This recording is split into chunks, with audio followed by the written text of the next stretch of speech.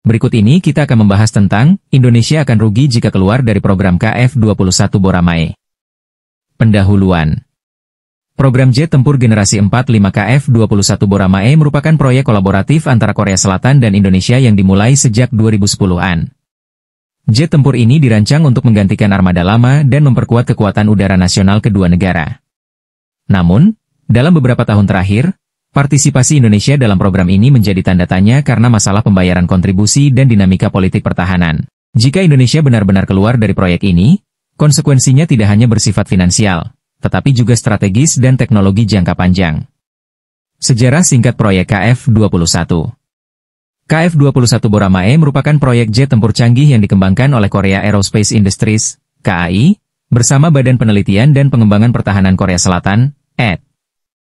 Indonesia, melalui PT Dirgantara Indonesia, PTDI, terlibat sebagai mitra strategis dengan kesepakatan awal membiayai sekitar 20% dari total anggaran pengembangan proyek senilai lebih dari 8 miliar dolar Amerika. Dalam kerjasama ini, Indonesia dijanjikan alih teknologi, hak untuk memproduksi pesawat sendiri, dan kemungkinan pengembangan versi lokal jet tempur tersebut di masa depan.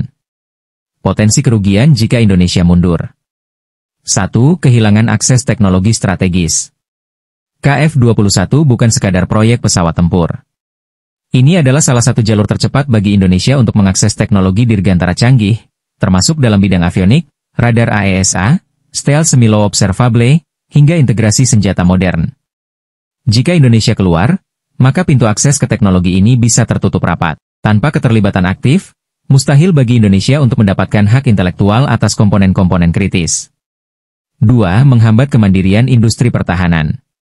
Keterlibatan PTDI dalam proyek ini sebenarnya memberikan pengalaman dan pengetahuan yang sangat berharga untuk mengembangkan industri pertahanan dalam negeri. Alih teknologi yang dijanjikan mencakup pelatihan insinyur, pengembangan sistem produksi, serta integrasi manufaktur berbasis kerja sama internasional. Tanpa proyek seperti ini, Indonesia akan terus menjadi negara konsumen alutsista, bukan produsen. 3. Kerugian finansial jangka panjang. Meski kontribusi Indonesia dianggap tertunggak dan terlihat mahal di awal, dalam jangka panjang proyek ini bisa menjadi investasi strategis. Jika Indonesia keluar sekarang, dana yang sudah dikeluarkan akan hangus, sementara peluang untuk menghasilkan pendapatan dari produksi dan ekspor pesawat bisa hilang. Bahkan jika membeli jet dari luar negeri, Indonesia tetap harus mengeluarkan miliaran dolar tanpa imbal balik teknologi. 4. Kehilangan pengaruh diplomatik dan strategis. Partisipasi Indonesia dalam proyek ini memperkuat hubungan strategis dengan Korea Selatan, negara dengan kekuatan ekonomi dan teknologi yang signifikan. Mundurnya Indonesia bisa memengaruhi persepsi mitra internasional terhadap komitmen dan konsistensi Indonesia dalam kerja sama strategis jangka panjang. Realita tantangan yang dihadapi Indonesia. Tentu tidak bisa diabaikan bahwa Indonesia menghadapi keterbatasan anggaran, serta tekanan geopolitik dalam menentukan arah pengadaan alutsista. Di sisi lain, kebutuhan akan modernisasi TNI Angkatan Udara semakin mendesak, mengingat usia tua armada pesawat tempur F-5, F-16 lawas, dan Hawk.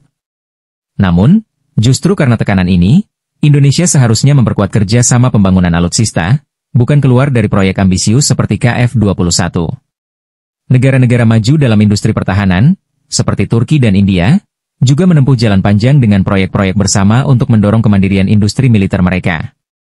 Harapan dan solusi. Alih-alih mundur, pemerintah Indonesia bisa menegosiasikan skema pembayaran yang lebih fleksibel, atau bentuk kontribusi lain, misalnya dalam bentuk teknologi, fasilitas produksi, atau pelatihan sumber daya manusia. Indonesia juga bisa meminta komitmen yang lebih kuat dari Korea Selatan dalam membuka akses transfer teknologi yang realistis dan tidak hanya simbolik. Kunci keberhasilan kerjasama ini bukan hanya pada uang, tetapi juga pada kepercayaan jangka panjang dan komitmen strategis. Penutup, mundurnya Indonesia dari proyek KF-21 Boramae bukan hanya akan menjadi kerugian dalam angka, tetapi juga kegagalan dalam membangun fondasi industri pertahanan nasional.